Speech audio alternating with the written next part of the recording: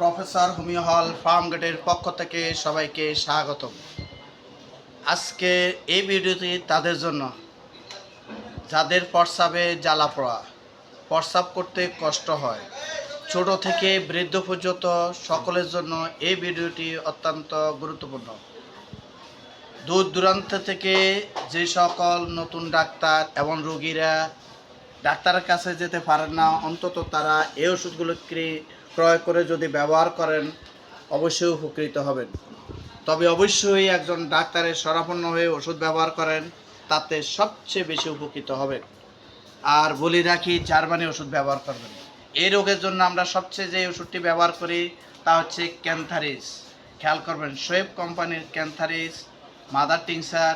এই ওষুধটি প্রস্রাবে জ্বালা পোড়ার জন্য অত্যন্ত গুরুত্বপূর্ণ। তবে জ্বালা পোড়াটি যদি আগুনের মতো হয় তাহলে আপনার ওষুধ হচ্ছে ক্যান্থারিস। দ্বিতীয় যে ওষুধটি ব্যবহার করি আমরা অ্যাপিসমেল। অ্যাপিসমেল ওষুধটি অত্যন্ত গুরুত্বপূর্ণ ওষুধ, যা এই রোগীর জন্য অপরিহার্য।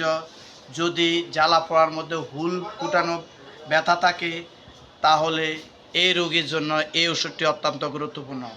আর যদি শরীর ফুলে যায়, পানি এসে যায়, তাহলে তার জন্য প্রথম সারির ওষুধ হচ্ছে অ্যাপিসমেল।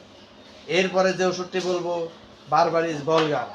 বারবারিস ভলগার ওষুধটি তাদের জন্য যদি কিডনির আপনার পাথর থাকে, পাথরের কারণে প্রস্রাবে জ্বালা পোড়া হয় এবং আপনার ডাইন পাশে ব্যথা বেদনা বেশি, তাহলে বারবারিস ভলগার।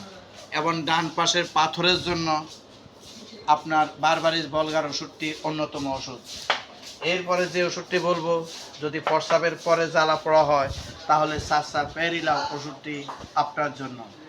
এরপরে বলবো স্টাফেসেগ্রিয়া। আপনি 100 দোকান খুঁজলে একটা ওষুধ পাওয়া খুব মুশকিল। স্টাফেসেগ্রিয়া, শোয়েব কোম্পানির স্টাফেসেগ্রিয়া ওষুধটি অত্যন্ত গুরুত্বপূর্ণ। যদি প্রস্রাবে কষ্ট হয়, মূত্রথলিতে যদি প্রস্রাব থেকে যায়, তাহলে এই ওষুধটি অত্যন্ত কার্যকর।